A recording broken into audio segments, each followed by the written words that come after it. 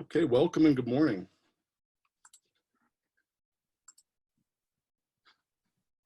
Oops, can't share this with you.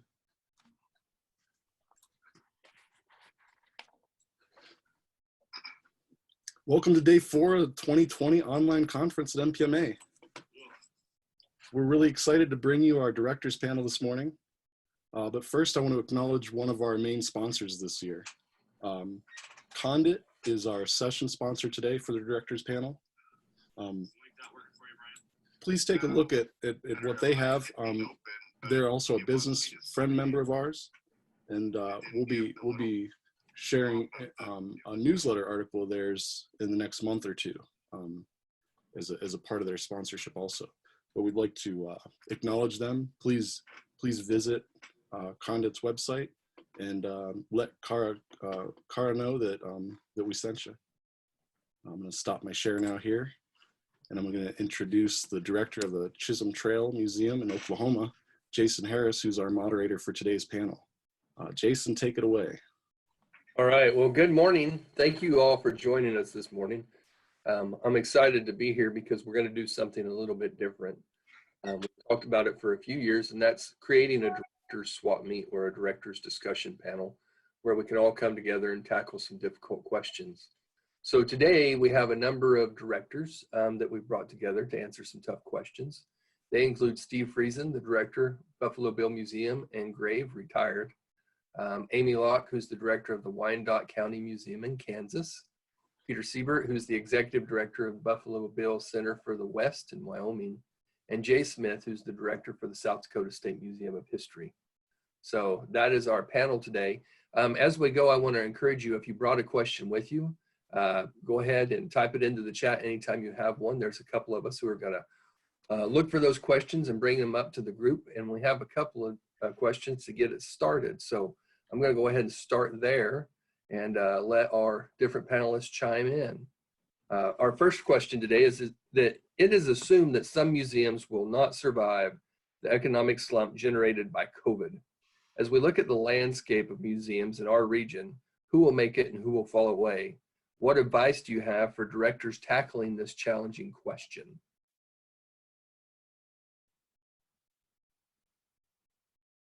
Jay, Steve, Peter, Amy, I'll let any of you take that.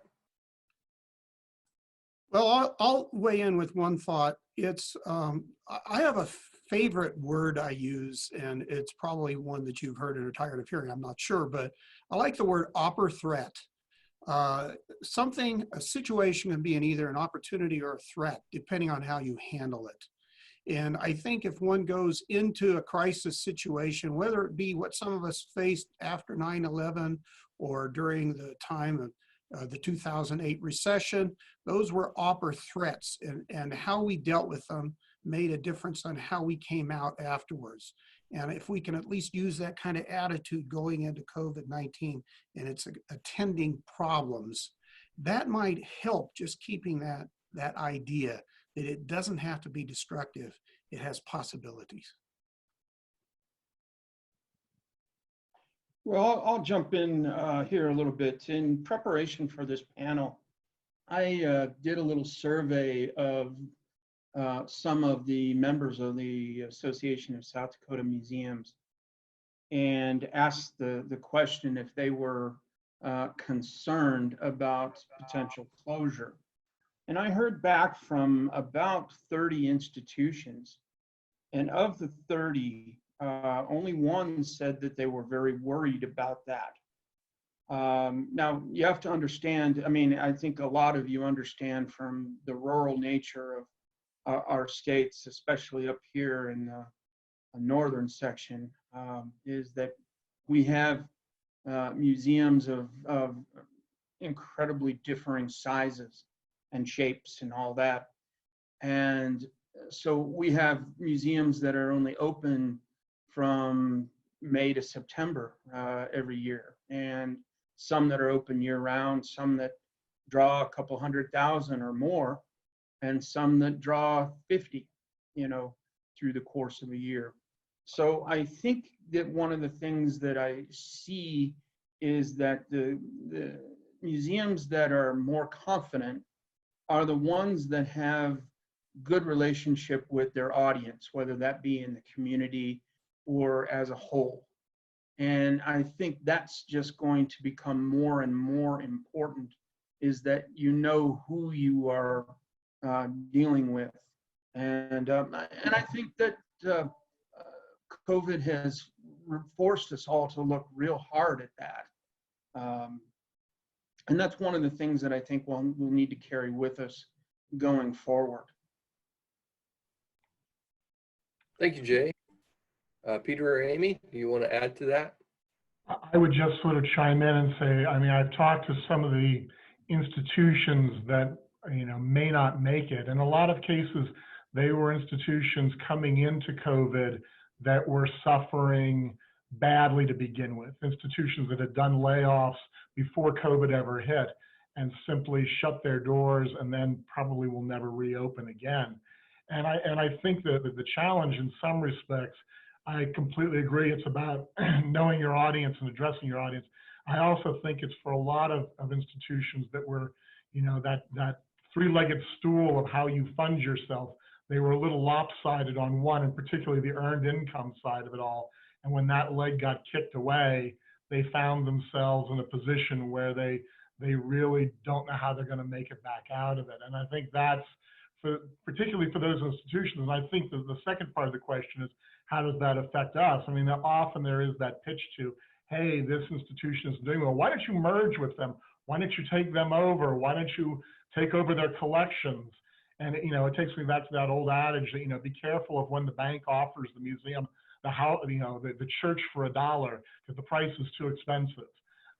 That you can get sucked in then to the same sets of issues that took them down that road that were not really COVID related, had been pre-existing. Yeah, I agree with all of that. I'm just thinking about my county specifically, and I know there's a number of small museums. We're the only museum in the county to have reopened. We are the county museum. Nobody else has reopened. A lot of them were very close to the edge before, and I wouldn't be surprised if some of them do not reopen at all.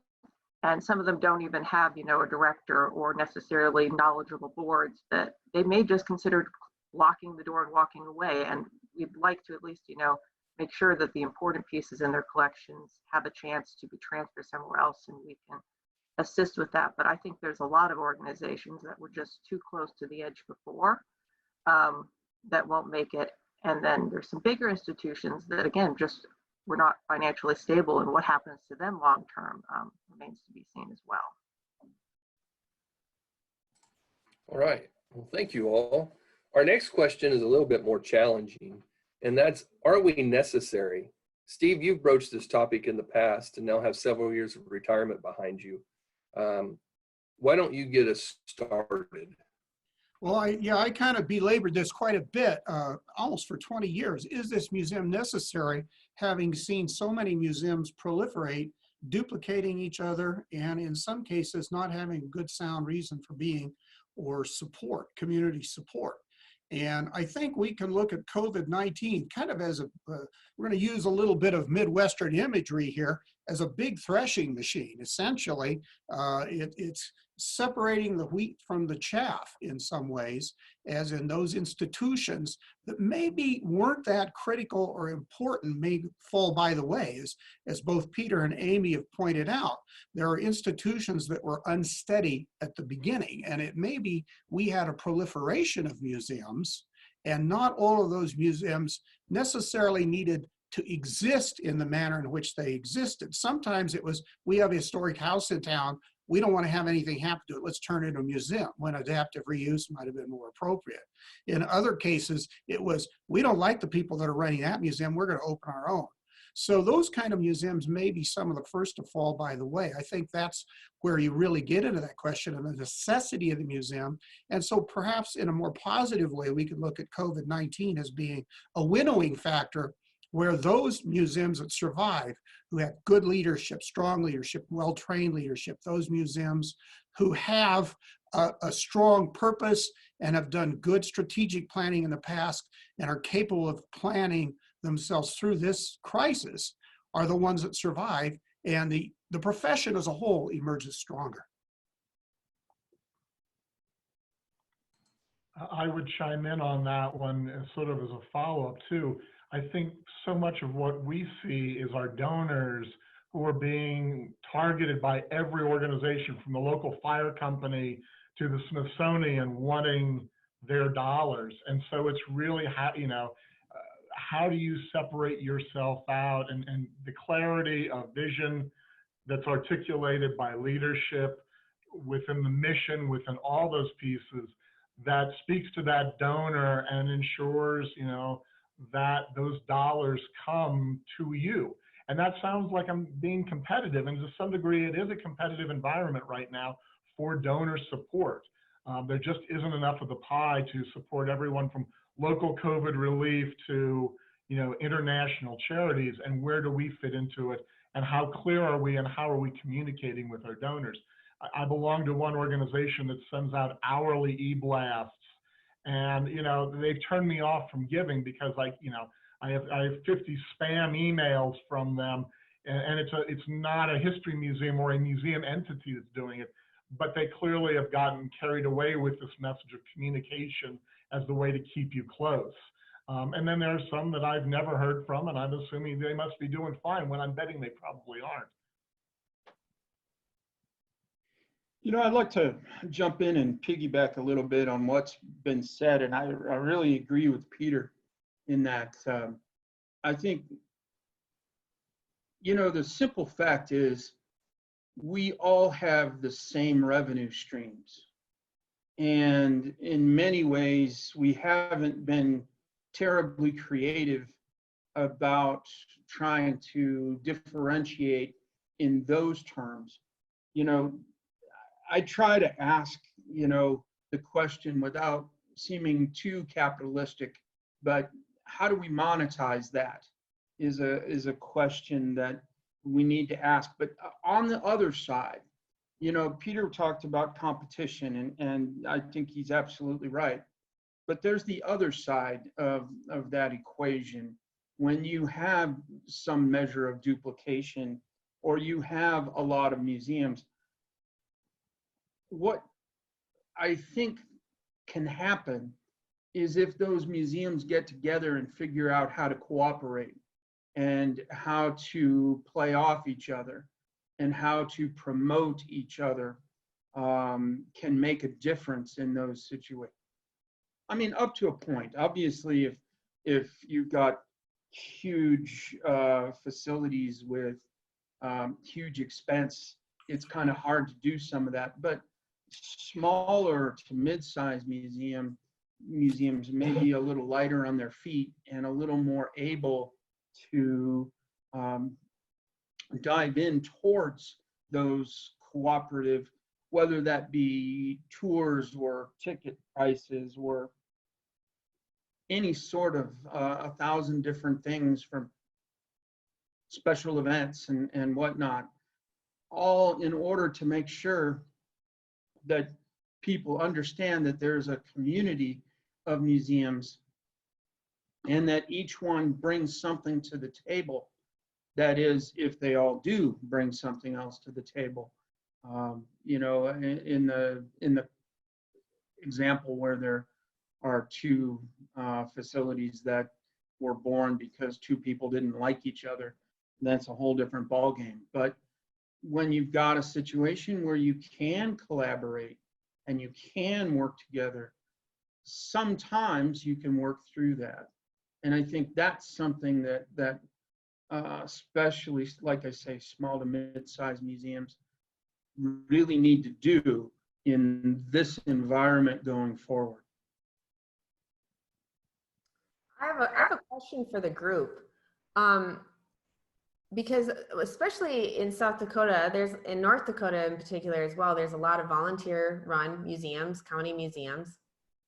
And how many are, has any of the state associations done any kind of surveys? I know South Dakota, I don't think has, or it didn't when I was on board, on seeing what institutions are out there that are struggling, that need maybe guidance on either A, can they reopen, or if they do have to close, properly following those steps, or the concept of merging or has there been even an understanding of the level of threat of closure across each individual state?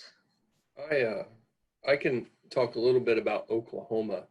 I've been working with the State Museum Association, trying to get tax exemption for nonprofit museums in Oklahoma. And we have just over 500 institutions in the state. And part of what we did was to go back and look at how many were state, tribal, county funded, etc. How many had nonprofit status, and how many had regular hours of operation where they were open to the public. And we found that nearly 200 museums in Oklahoma had let their nonprofit status expire. They just weren't doing the paperwork anymore. There was at least 150 of those 200 that didn't have regular business hours, or it was call if you'd like to drop by the museum sometime. And half the time the number didn't go to a working number. So I think, at least for our state, there are a lot of institutions that are already on that edge where they're run by a local individual or maybe a couple of individuals who just volunteer their time when they have it. And the museum's already slipped to that point where it's no longer functioning.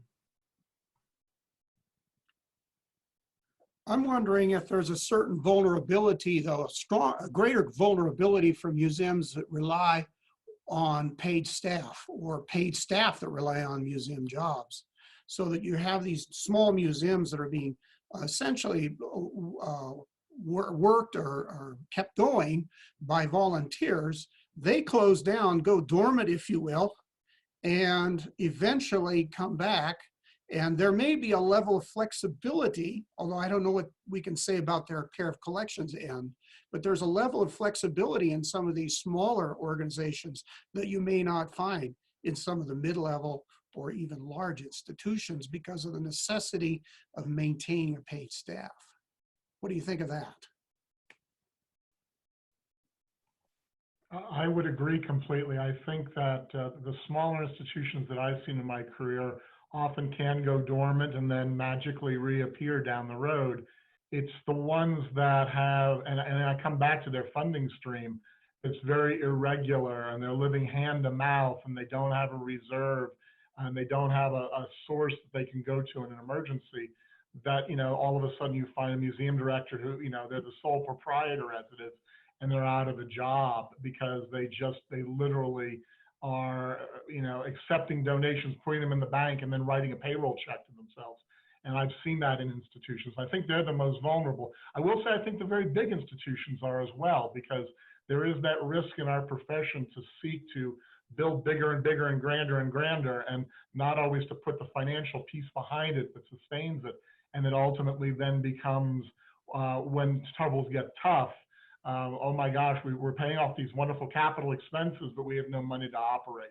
I think they're also, frankly, vulnerable in some respects. And I've heard of some back in the East that are in that position. I would agree with Peter on that.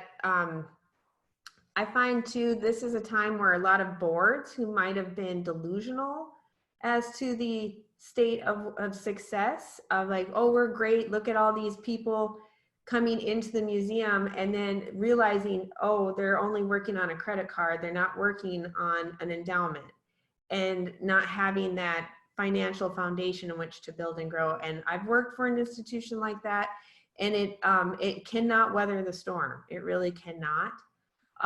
For my institution, we're very, very blessed in the fact that we have the university, and there is a steady foundation of finances, where we have the issue of what is a successful year, because that was always tied to attendance.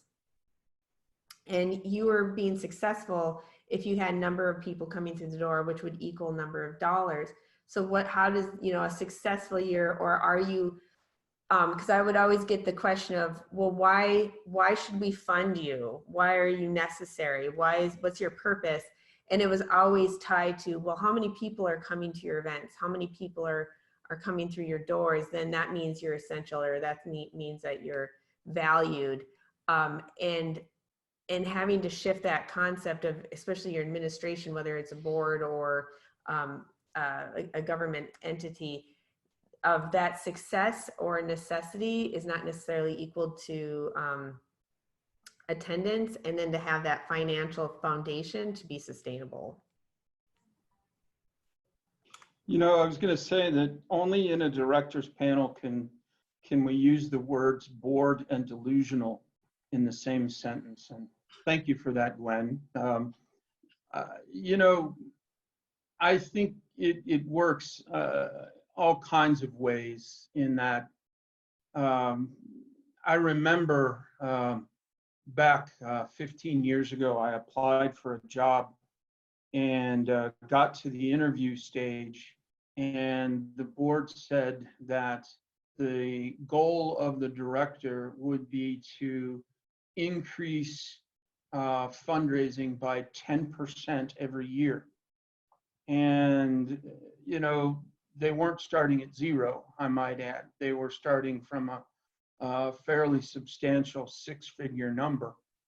And, you know, it was one of those things where the arithmetic just didn't add up, and couldn't see a way in which someone was going to be able to sustain themselves, let alone that level of growth over a period of time. So it goes back to, I think, your first question, when has someone done any serious studies about how the museum communities are doing? And I think the answer to that is no, in many ways, of digging deep into the financial and economic realities of this time, especially going forward. And I think that is going to have a major impact. I think people are going to be surprised at the number of museums that do close, as Steve has brought up. And I think the word delusional actually works in this sentence, not just boards, but staff and sometimes the public as well. Amy, is something you want to add to that? I know we had a question come in the chat, which was, how do you measure other measures of success? It looks easy at numbers, but how do you look at other factors? But do you want to chime in on the last question and then maybe this one? I think I can kind of bridge the two of them. Right. So what I think about that is, I think about my own institution and are we relevant? And that's a question that largely I was asked as part of the hiring process. I mean, the institution I work for does not have good numbers. We do not have good engagement. We are in a county that has a bunch of other museums. We have really interesting history, and our museum feels like anywhere USA. And trying to figure out how to prove that our institution is relevant, and then to build those numbers. And now it's COVID, so I can't build the numbers to get people in the door in the same way. So trying to prove our relevancy is a big thing. So what now I'm trying to sell is not only is, you know, the numbers through the door, the numbers from social media, but also our actual engagement levels. Now I'm trying to explain to people, it's like, you know, the visitors we have coming, maybe there's not as many, but they're staying longer, they're spending more time. And that's very intangible. It's hard to show people those numbers, but we look at our Facebook feed and our engagement levels are far higher than any of our comparable museums in the area. So we're trying to figure out how to use all these things to prove our relevancy, as well as, you know, what can we promote? We're still opening very small exhibits, even through COVID, and then we have an online component. We had a grant for traveling trunks that were supposed to be physical. Well, we had the money, we had to do something, so it became a virtual thing. So at least we can say we are trying to engage the community, even if the numbers are not there at this moment. So that's my 2 cents. I would piggyback on that. We're doing the same thing.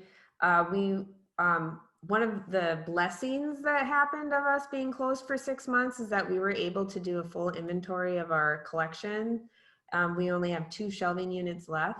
And that really started us thinking of how we can better utilize our collection. And we've always focused so much on getting people through the door or going out and doing physical outreach, but we've really lacked on our YouTube channel and we had social media, but it was kind of, it wasn't the main thing. It was always the back burner, that thing to do in the back burner when we had time to do it, or it wasn't consistent. So we're really taking the time to be able to tell the story in different facets and to utilize our collection in a more non-traditional way than just an exhibit or doing a talk. Our traveling exhibits that we really kind of launched in the last few years were at a halt because of a lot of venues were closed or events were canceled. So, and we have had a significant reduction of how many people we can even have in the door. So even if we hit our max, it would not be anywhere close to our past numbers. So we're really looking at how many people we can engage, like yourself, online and through social media, and viewing us more than just a destination, but a resource where it wasn't always viewed that way. I think that gets at the opera threat concept, which is basically, if you are malleable, if you are flexible, you turn this into an opportunity. You can't let visitors in your door. Will do the things inside your place that you were never able to do before because you had visitors. Get the inventories done, do the collections work. People are painting their interiors. Montley did something yesterday talking about some of the things that some of the historic house museums are doing, getting to some of those infrastructure issues that have to be taken care of. I think that's that creative impulse. You don't just close down, say, well, we can't do anything. I guess we're never going to be able to open again. You have to keep going. I might add as a caveat to that, I think one of the important things to remember as well is that once you start to do those things, being closed, particularly with social media, particularly with YouTube channels, that when things return to whatever normal may be, you don't just turn that off. We've had that challenge with our staff because we've been open for a while now. Oh, they've pulled back on the YouTube videos, and we've had to kind of keep the pedal down with them to say, hey guys, it's not, okay, we were off for a couple of weeks, now you can switch back to normal. We want you to stay focused on a lot of those things that you were working on and not let those fall by the wayside. And I think that's an important lesson for everybody.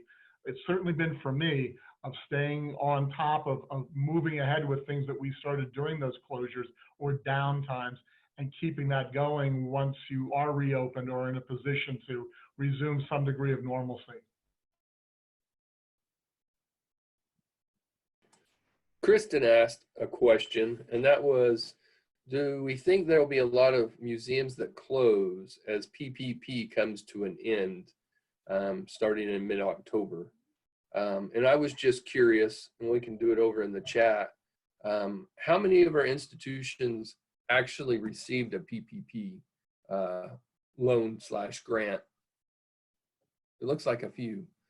So what do we think? Do we think that that's going to be a factor that really transitions us to seeing a set of closures as that starts to expire?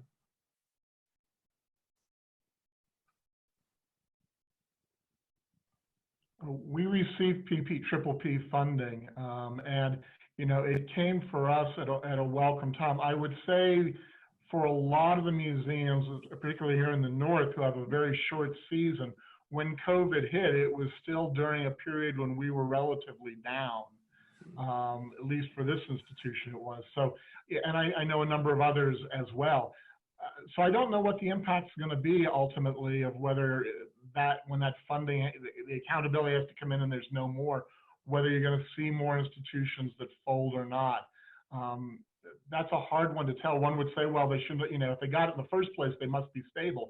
But, you know, some of the places that I saw certainly get it in this region, I don't know, were very stable. So I don't know that that answer is going to be very clear. I think you know, the jury's still out. Yeah, I think that's true. My museum got PPP and EIDL loans and some other grants. And I think the good things about those were that it gave us, well, it allowed me not to lay off any staff, but it also gave us time to gear up for other kinds of fundraising. It allowed our board to realize that they really needed to be more engaged than they had been in the past. And so they have started going out and asking people for money for us and have had some pretty good success. So I think the fact that it gave us time to regroup and gear up for new kinds of things that we needed to do was really good. I'd like to jump in here just a little bit, and I'm afraid I'm going to come across as sounding like a negative Nelly, but you know, we ask ourselves a lot of questions, and this PPP question is a good one, but it makes me think of some of the other things that we're having to talk about now, and that is, none of us have any clear idea of what is going to happen next. You know, we don't even really know for sure that there's going to be another round of stimulus monies or whatever. We also don't know how long this is going to last or whether it will get worse. And so, you know, one of the things about this time is once we start projecting when this is going to be over, I think we'll all just look foolish. And so my answer to some of these questions, unfortunately, is it depends on what happens next. So one of the things that I've been doing as a director is looking at different economic models to look at what we can do and what we can spend and what we can look forward to projecting out with the data that we have to this point. And what I've been trying to do is just find a way to make sure that our resources last and that we're not over promising things. You know, if we need to push back exhibits or whatever, that we're doing that, because I'm really committed as a smaller staff to try to preserve the talent on that staff, because that is what will make the museum go in the future. And I think that, you know, that's the unfortunate reality for all of us at this point, is the answer to the question is it depends on what happens next. Okay. I'm sorry for making that seem a little negative. Well, no, and that's something that I think it's important for us to be able to do in this sort of a conversation, is ask and talk about challenging things and talk about things that make us uncomfortable sometimes, because we're not all in a different boat. I mean, we all have the same set of circumstances to some extent. And so I've got another question that's a hard one. Currently, the United States is facing a variety of challenges socially, politically, and culturally in our communities. What role should museums play in addressing these issues? Are we concerned about mission creep or our abilities to address some or all of these issues, or should we at all? Anyone want to tackle that one first?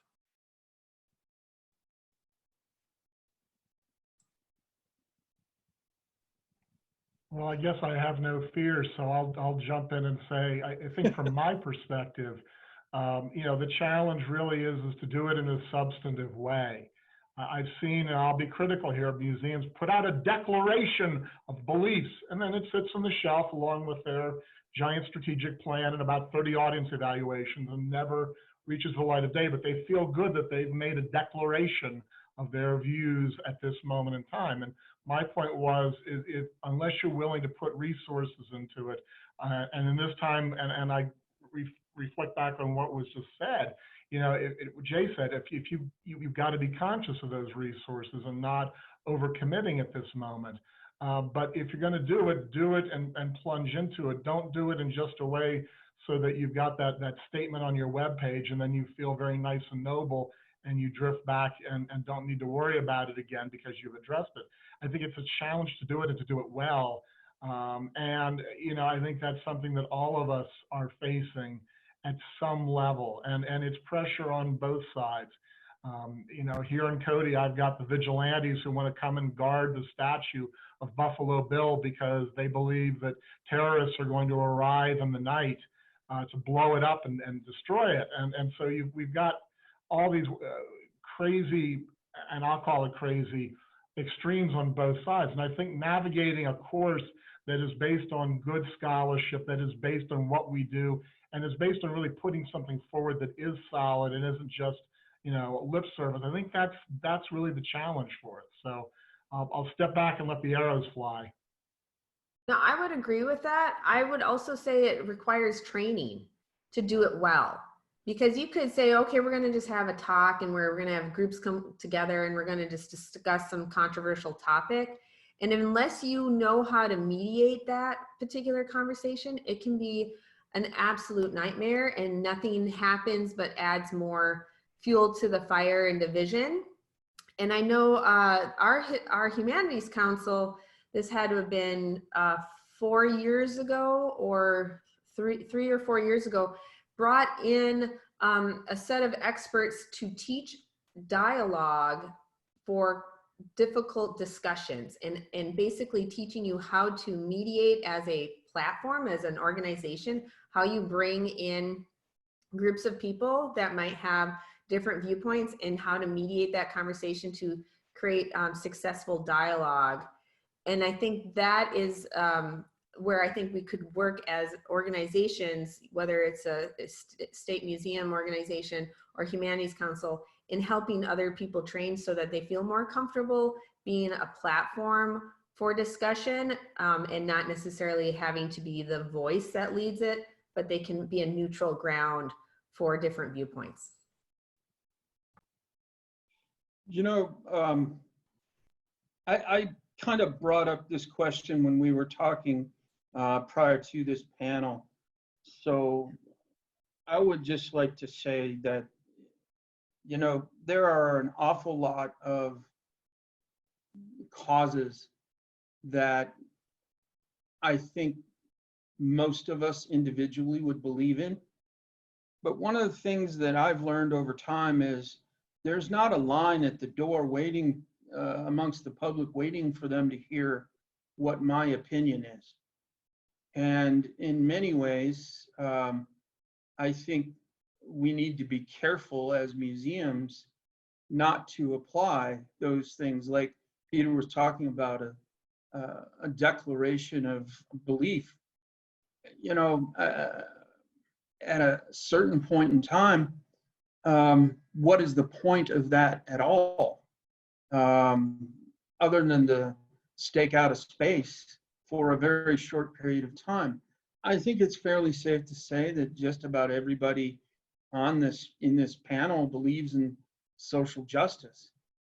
But how is it that a history museum approaches that on a day-to-day basis? And, you know, that's required for us in many ways in going back and thinking about the way we look at our interpretive content. And how do we put exhibits together? Are we including viewpoints from other groups? And, you know, again, this is a hard thing to say, but I think we're better at the long haul than we are at the short haul. And I think that as a director, that is kind of my way of trying to marshal the resources that we have.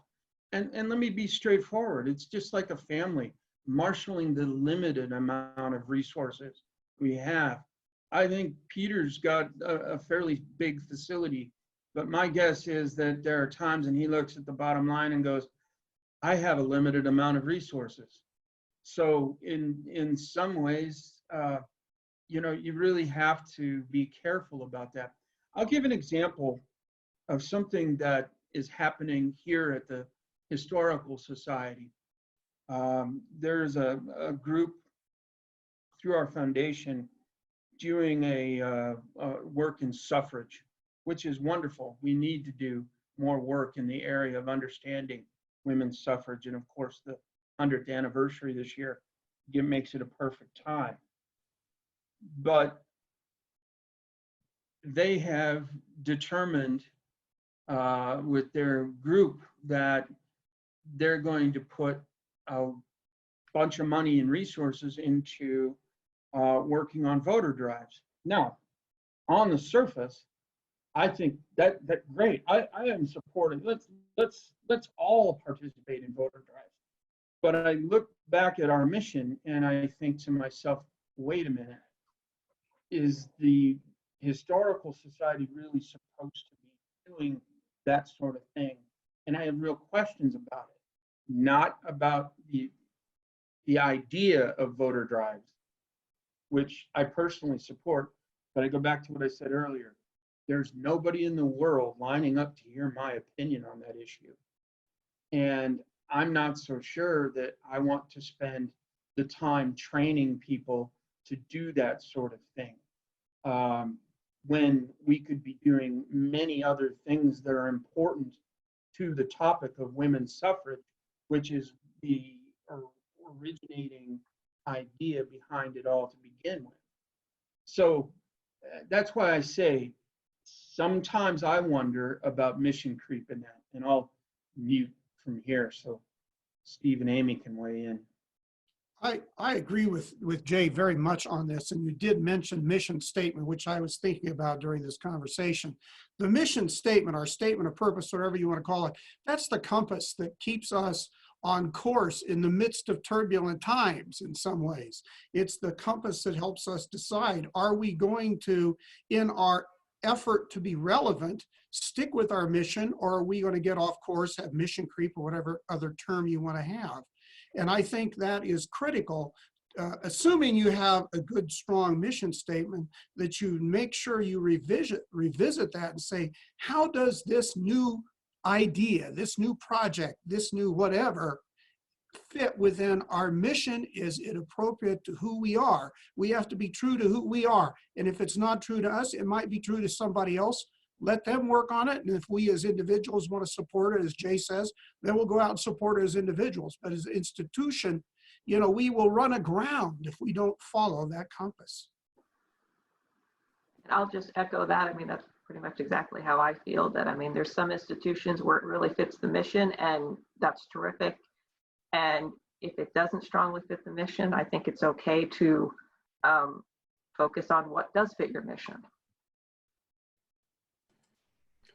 One, I would say there's something, a couple of other things to consider is, I know sometimes when there's events and you see some institutions throw out some quick program, like we're going to have a speaker series, and they're just doing activities to do activities, but they don't address their own internal actions, exhibits, or what they do on a regular basis. I think you lose a little bit of face with the community at large, because they do pay attention to some extent. And the other thing that Heidi and I were talking about the other day, when we were looking at how students are training to become museum professionals now, is the students that are graduating now have ingrained and built in their own perspectives that inclusion of other voice, other perspectives, other ideas. And sometimes, you know, they're going to bring with them some of those views that we might not normally see on our own. So I think that we're going to see over time, over the next few years, that there's really an expectation from within, because of how we're training students, that we need to address what fits within our mission. Just a quick, interesting corollary to that. We've had conversations in the council regional associations about how appropriate it is for our regional associations to promote that very thing. One of the concrete things that came out of that was a blog post by the Western Museums Association. I dropped that in the chat. It's just encouraging you to know how to encourage people to vote. So it's not a quality judgment from my point of view, but I'm really interested in the conversation we're having in terms of how much we should be talking about this, how much a regional association that handles museums or serves museums should be doing that. Well, let me get a better link in there, Kristen. Thanks. So I have a question.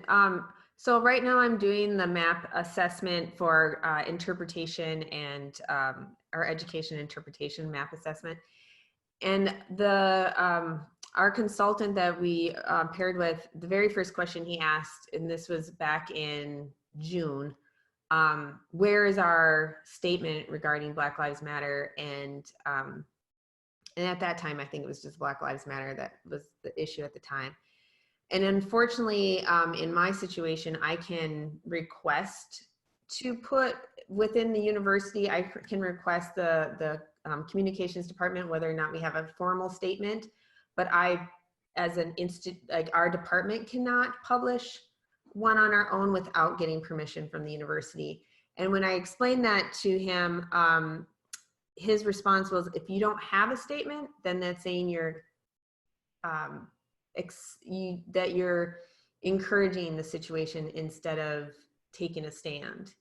Which I was just wondering if anybody else has had that kind of response, if they had or had not made a statement regarding any of the issues, whether it's the Confederacy statues or Black Lives Matter.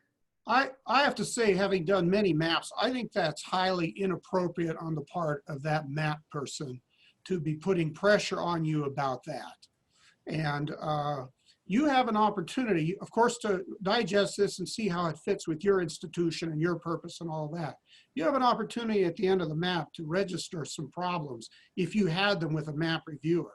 And if this is something that you see as problematic, feel free to share that. But if I had somebody come to my institution and say that while I was still doing it, I would say, let's stick to that which is currently relevant to our statement of purpose, which is why we're doing this map.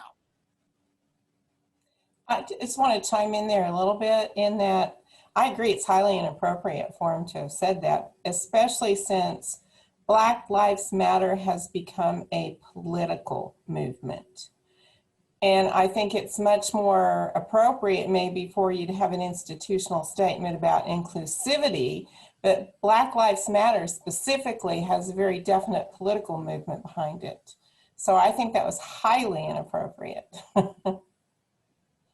Gwen, I think that you would have been justified in making a complaint immediately and having a talk with the AAM about sending that reviewer home.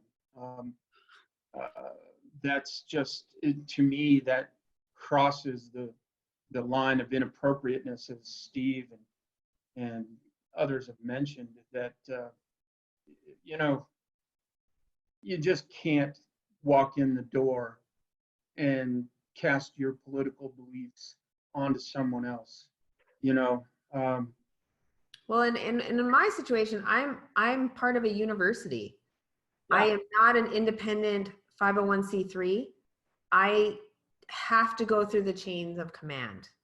But the second part of what you said is almost the more troublesome thing, and that is the reviewer saying, if you don't have one, it means you're not a supporter. You know, that is a value judgment well beyond the level of asking where your statement is. You know, you're guilty until proven innocent there. And I'm sorry, but that just, I can't begin to tell you how much that rankles me just hearing about that. I'd like I would to. just If you don't complain about him, I'll complain about him for you. I would chime in. I think that the bigger issue really is that we're all facing these kinds of questions that frankly 5 or 10 or even maybe 24 months ago, we would not have been facing. I probably will say I have never had more issues of dealing with visitor comments about our content than we've had this year. And I've been called a socialist, I've been called a fascist.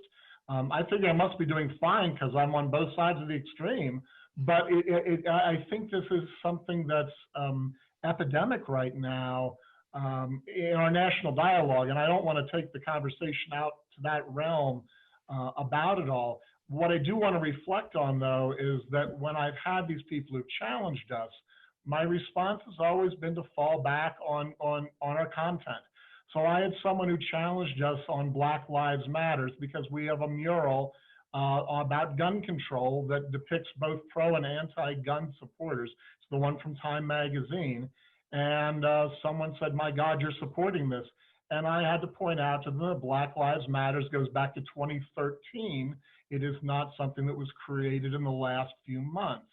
And I've encouraged our staff to say, fall back on historical content, fall back on scholarship. You know, someone posted about museums being regarded as tellers of the truth. And Colleen Dillenschneider, we all read, has talked about that. I think that is ultimately how we get through a lot of this. But I will say I have never had so many people challenging content in my life and as I've had in the last few months. And I suspect others probably have the same circumstance.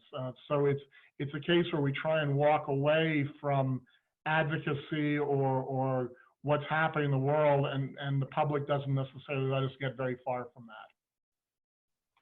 Just as an aside, just you know, at the front doors to our institution, like many others, we have PPE available for people, and we have a way for them to take their temperatures and whatnot.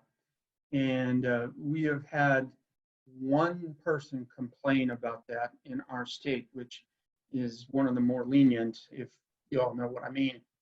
And that person was so angry, you know, that our Historical Society director, whom a lot of you know, Jay Vogt, went out to talk to him.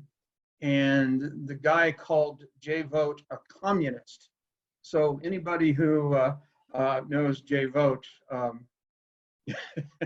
knows how humorous everyone on staff found that to be. But it is just part and parcel of the politics of what you deal with today. I'm really glad it's been the only confrontation that we've had, but like Peter, we've had people ask about some of our interpretive content, and you know, we've been looking very hard at all of that. That's part of the new normal for us. Heidi, were you trying to say something a minute ago? Oh, okay. Actually, Peter just spoke about what I was going to talk about, so that's fine. Thank you.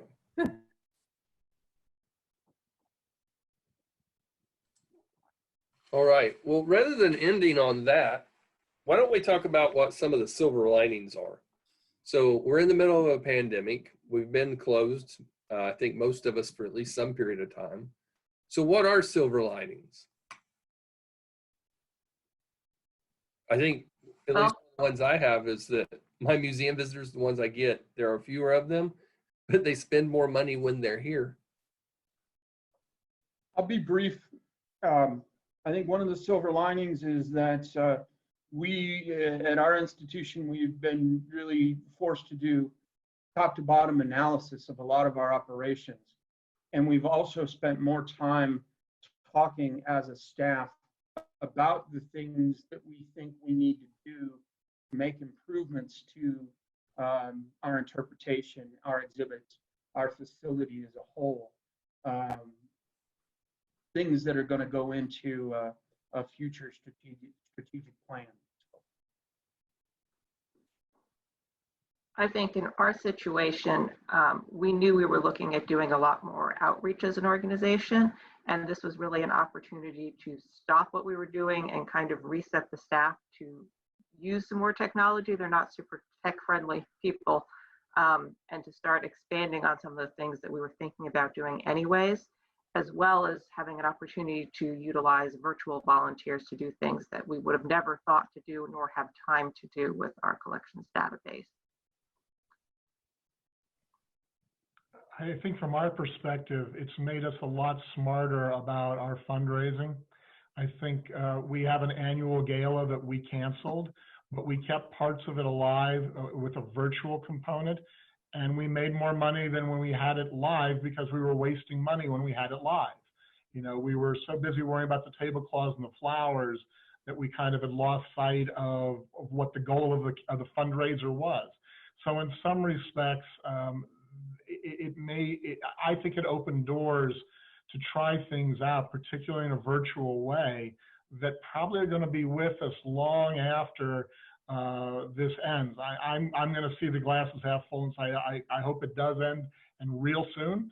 And so for me, lessons learned will be lessons we carry forward, not that we just sort of forget about, because I think that's going to make us all a lot stronger going forward. You know, the old phrase that, you know, if it doesn't kill you, it makes you stronger. Well, that's true.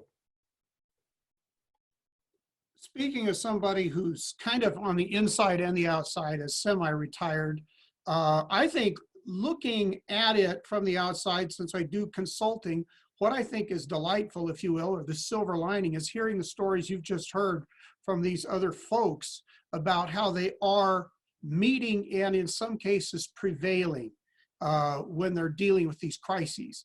And so for me, it reaffirms some of the things that Montalie and I have been saying and doing as consultants when we deal with strategic planning and things like that. We're seeing that the people who have been careful at planning, the things that we wrote, for example, on the Historic House Museum chapter that we did, those really are making museums stronger, the things that we believe in. And we're seeing that strength reflected among museums as they confront COVID-19.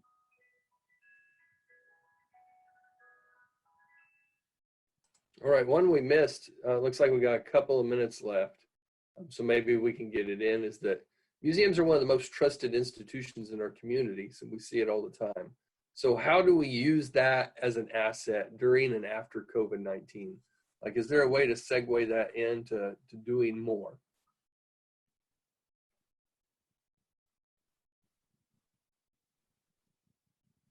Any takers?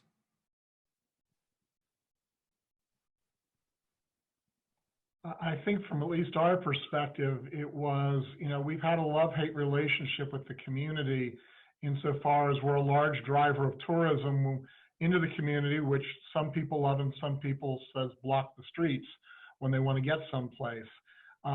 For us, it was, you know, how can we connect to the community? So like a lot of museums, we took the leftover food and we gave it to the needy, and we carried that on for months and months. And we didn't do it loudly. My goal was not to have this be a big publicity campaign.